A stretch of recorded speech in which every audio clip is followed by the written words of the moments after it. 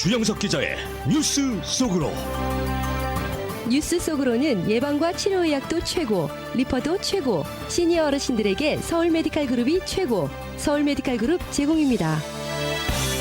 인플레이션과 관련된 각종 수치들이 계속해서 꾸준히 둔화하는 추세를 보이면서 매파들도 연준의 금리 인상이 마지막 단계에 이르렀다라는 의견을 내고 있습니다. 이에 따라 연준의 금리 인상이 멈출 시기가 이제 곧 다가오고 있다라는 분석인데, 지난해 계속된 금리 인상의 후유증으로 경기 침체를 완전히 피하기는 어려울 전망입니다. 우크라이나 전쟁과 북한의 핵 위협 등으로 핵전쟁 가능성이 커지고 있는 가운데 핵전쟁 발생 경우에 어떻게 해야 피해를 최소화할 수 있는지 연구한 결과가 발표가 됐습니다.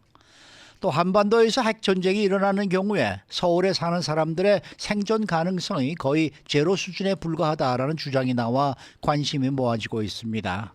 주영석 기자. 안녕하십니까. 연준의 급격한 금리 인상 등 이 긴축 통화 정책에 대해서 강경한 주장이 계속되어 왔었는데 이제 조금 다른 목소리가 나오는 것 같습니다. 이제 많이들 나오고 있어요. 최근에 발표되는 소비자 물가지수 CPI를 비롯해서 많은 그 주요 수치들, 기대 인플레이션 등 각종 수치들이 완연한 하락세를 보이고 있습니다. 연준은 아시다시피 이 같은 이제 인플레이션 관련한 수치를 바탕으로 해서 통화 정책을 결정하고 있는데요. 인플레이션이 확실히 좀 둔화되고 있는 그런 추세이기 때문에 연준의 긴축 통화 정책도 이제 끝자락에 왔다는 그런 분석이 나오고 있습니다. 특히 그동안 강경한 주장을 펼쳤던 연준의 매파 위원들이라든가 또 매파 경제학자들, 매파 전문가들이 금리 인상이 끝이 보인다고 지금 언급을 하고 있기 때문에 금리 인상이 이제 드디어 끝나간다, 이렇게 말씀드릴 수 있을 것 같습니다. 네, 대표적인 강경 논자인 레리 서머스 하버드대 교수가 금리 인상의 끝이 가까워 왔다 이렇게 또 밝혔습니다. 굉장히 이거는 좀 이례적입니다. 네. 레리 서머스 이 하버드대 교수는 가장 강경파 중에 한 분이고요. 그동안 계속해서 이 금리 인상해야 된다고 목소리를 높였고, 단순히 금리 인상뿐만 아니라 실업률이 높아져야 된다, 실업률이 반드시 올라야 된다, 이런 얘기까지 할 정도로 굉장히 강성 이 목소리를 대표하는데 이분마저 지금 입장이 달라졌습니다. 빌 클린턴 대통령 시절 재무부 장관을 지냈던 미국 최고 경제 전문가 중에 한 명인데, 그동안 이제 물가 잡기를 위해서 금리 인상이 필요하다, 어쩔 수 없다, 힘들어도 가야 된다, 이렇게 강경한 주장을 했는데, 최근에 블룸버그와 인터뷰에서 물가를 억제하기 위한 연방준비제도의 금리 인상이 끝나가고 있다, 이렇게 얘기했습니다. 금리 인상 중단을 생각하기에는 아직 조금 이른 것 같긴 하지만, 그럼에도 불구하고 그날에 매우 가까워지고 있다. 그날이란 건 이제 금리 인상을 이제 스탑하는 거죠. 스탑하는 날에 매우 가까워지고 있는 것은 분명하다, 이렇게 얘기했는데, 이 정도면 굉장히 아주 클리어하게 금리 인상이 이제 중단을 해야 할 시기를 맞고 있다고 레리 서머스 전 재무부 장관도 인정할 정도인데요. 미국을 대표하는 초강경 경제 전문가가 이렇게 얘기하고 있다는 점에서 관심이 모아지고 있습니다. 근데 연준 내에서도 고위 관계자들은 역시 금리 인상을 좀 멈출 시기가 점점 다가오고 있다, 이런 식의 얘기들을 하고 있어요. 네, 그렇죠. 그래서 앞서 말씀드린 대로 대부분이 요즘 이제 강경파들도 돌아서고 있습니다. 최근 들어서는 이제 속도 조절론으로 지금 옮겨가고 있는 그런 그 모습입니다. 연방준비제도의 고위 인사들, 여기는 비둘기파는 말할 것도 없고 매파들도 다 거의 대부분 이제 그렇게 가고 있고요. 패트릭 아커 필라델피아 연방준비은행 총재가 최근에 한 행사에서 금리 인상 관련 발언을 했는데 아주 주목할 만한 부분이 있는 것 같습니다. 한 번에 0.75%포인트씩 금리를 올리던 시절은 확실히 지났다, 그건 끝났다, 더 이상은 이제 자이언트 스텝을 밟을 일은 없다, 이렇게 아주 단언을 했고요. 패트릭 아커 필라델피아 연방준비은행 총재는 당분간 0.25%포인트씩, 그러니까 베이비 스텝을 밟아서 인상하는 게 적절할 것 같다, 이렇게 언급했습니다. 이 패트릭 아커 필라델피아 연방준비은행 총재가 연준 내에서도 대표적으로 매파로 꼽히던 인물인데요. 그런 인물도 이렇게까지 얘기할 정도니까 이제는 0.25%씩 올리다가 적절한 때 중단할 것으로 이렇게 보여집니다. 토마스 바킨 리치먼드 연방준비은행 총재도 인플레이션이 둔화하고 있다, 이렇게 얘기했고요. 지난해처럼 2022년처럼 공격적으로 금리를 올릴 필요가 없다, 이렇게 얘기했습니다. 그래서 아마 이제 조만간 금리를 멈추는 그런 그 결정을 내리지 않을까, 그렇게 좀 기대가 됩니다. 여러 가지 상황을 모아서 이렇게 살펴보면은 앞으로 금리 인상이 가까운 시일 안에 멈출 가능성이 높다 뭐 굉장히 이렇게 높은 것 같아요. 봐야 되겠네요. 예, 이게 뭐 먼 미래는 절대 아니고요. 예. 아주 가까운 미래일 것 같습니다. 연준의 주요 인사들, 영향력 있는 경제 전문가들 모두 지금 비슷한 발언을 하고 있어요. 그러니까 당분간 0.25% 포인트 올리는 베이비 스텝으로 충분하다는 건데 이 당분간이란 말이 길게 끌는 걸 의미하는 건 아니고요.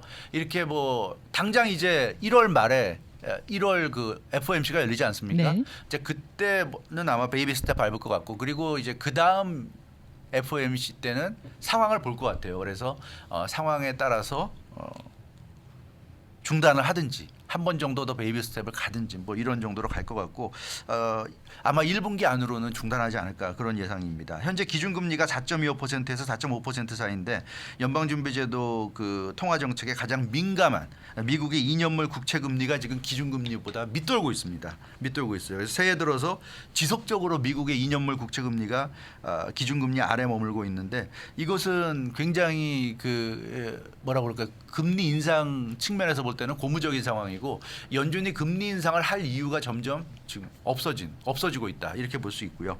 그리고 그 기대 인플레이션도 역시 매우 낮아졌죠. 그래서 12월에 1년 기대 인플레이션율이 평균치 5%를 기록했습니다. 이건 2021년 7월 이후에 그때 4.8%였고요. 그러니까 그 2021년 7월 이후 1년 6개월여 만에 최저치를 지금 보이고 있습니다. 더욱 고무적인 수치는 12월에 5년 기대 인플레이션율인데 이게 2.4%까지 내려간 상태입니다.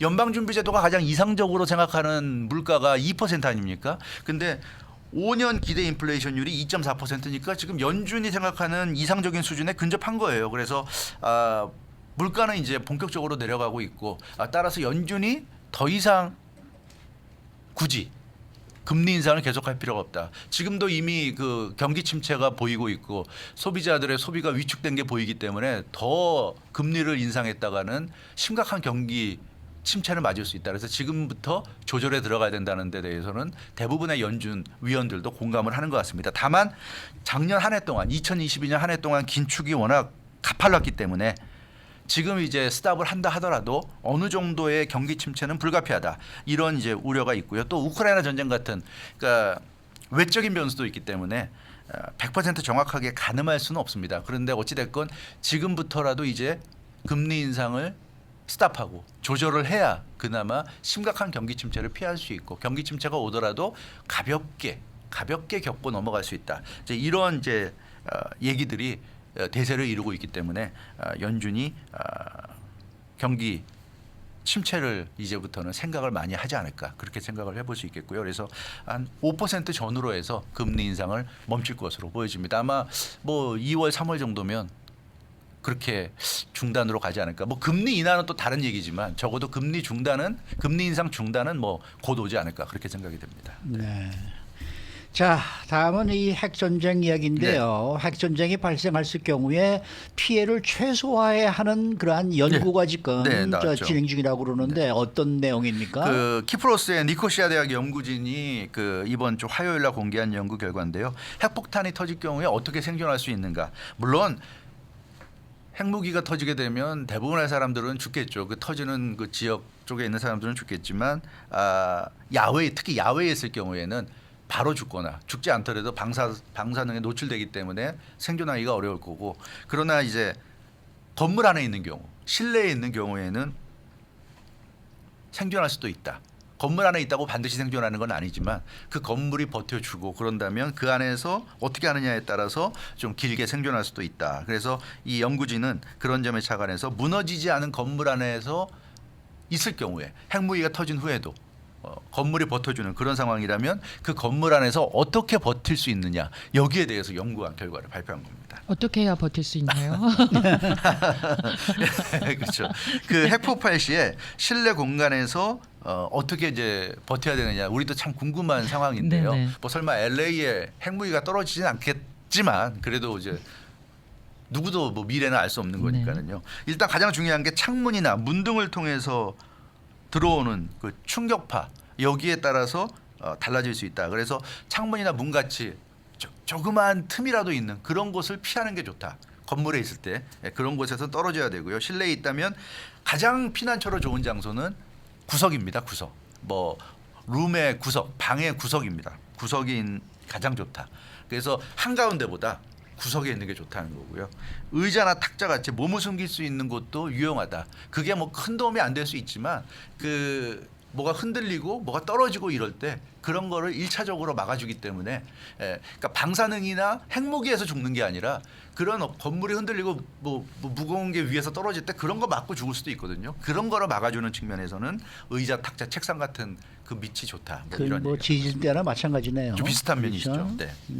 그럼 반대로 실내에서 가장 피해야 할 곳은 어디예요? 이게 앞서도 말씀드린 대로 역시 창문, 문입니다. 역시 그 창이나 문 쪽으로는 밖에서 이 공기나 바람이 들어올 수 있잖아요. 그러니까 핵무기가 터진 상황에서 요행이 내가 있는 건물이 버텨줬지만 밖에 퍼져 있는 방사능 같은 게 들어올 수 있기 때문에 창문이나 문 쪽엔 절대 있으면 안 되고요. 복도도 마찬가지입니다. 복도도 굉장히 위험하다고 합니다. 그래서 창문, 문, 복도를 벗어날 것을 전문가들은 강조하고 있고 또 충격파 때문에 이게 흔들려서 이렇게 공중으로 붕 떴다가 내려올 수 있다고 그래요. 그런 상황이 있기 때문에 그런 경우에 심각한 부상을 입을 수 있다. 따라서 이 바람이 빠른 속도로 이동하는 것도 피해야 된다.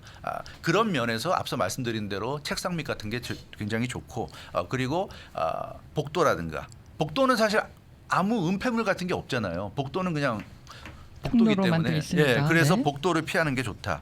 창문과 문을 피해야 된다. 이런 얘기를 하고 있습니다. 결국은 실내에서 가장 안전한 장소는 방 구석인데 댓글 주셨어요. 방 옷장에 숨는 게 좋겠습니다라고 그렇죠. 해주셨습니다. 이제 옷장 있으면 이제 막아주니까 머리 쪽을 막아주니까 네네. 좋은데 가장 하여튼 이번 연구에서 나온 안전한 장소는 벽의 모서리, 방구석이죠. 벽의 모서리입니다. 그러니까 폭발을 마주하는 경우에도 그 충격파 때문에 공기가 빠르게 확 이렇게 밀려 엄청난 폭풍 같은 바람을 몰고 올 수 있는데 그런 경우에도 구석에 있는 게 그런 빠른 공기의 흐름을 피할 수 있다. 그런 공기에 접하게 되면 방사능이 아니라도 공중에 붕 떴다가 확 떨어지면서 부상을 당할 수 있고 머리 위로 무거운 게 떨어질 수도 있고 그렇기 때문에 방구석이 가장 좋다는 겁니다. 그래서 시뮬레이션을 실제로 실시했대요. 이 연구진이. 그러니까 좁은 공간에서 충격파로 인해 공기 흐름 속도가 빨라지는 걸 확인했는데 방 구석에 있으면 그런 순간적으로 공기 흐름이 빨라지고 충격이 가해지는 것에서도 가장 덜 위험할 수 있다는 그런 결과가 나왔다고 합니다. 그래서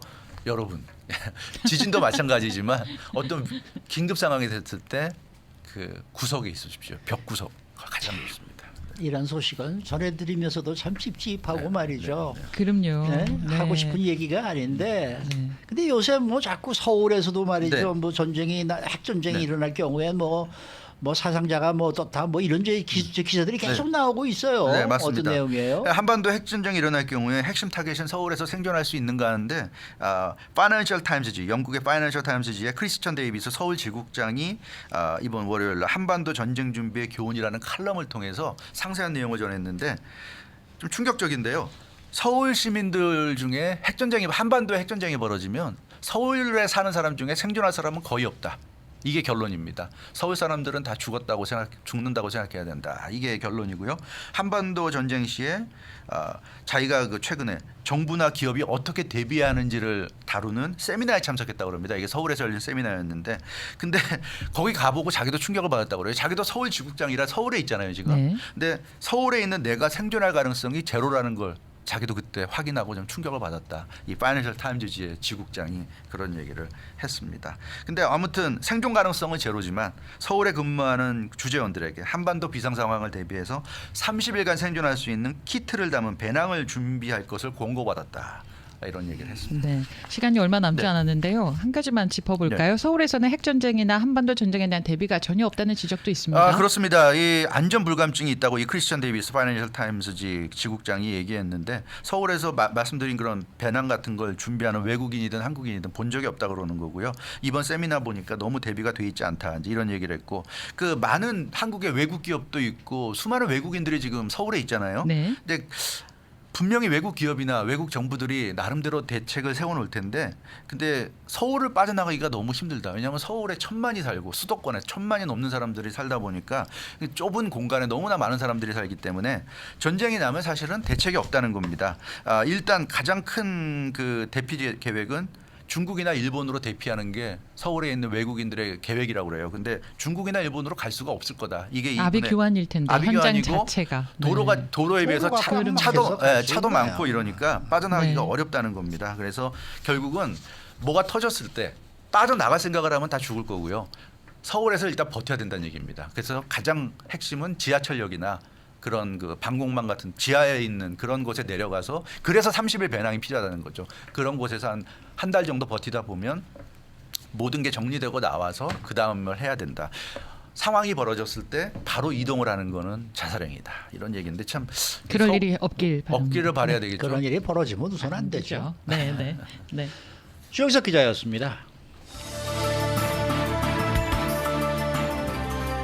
뉴스 속으로는 예방과 치료의학도 최고, 리퍼도 최고, 서울 메디칼 그룹 제공이었습니다.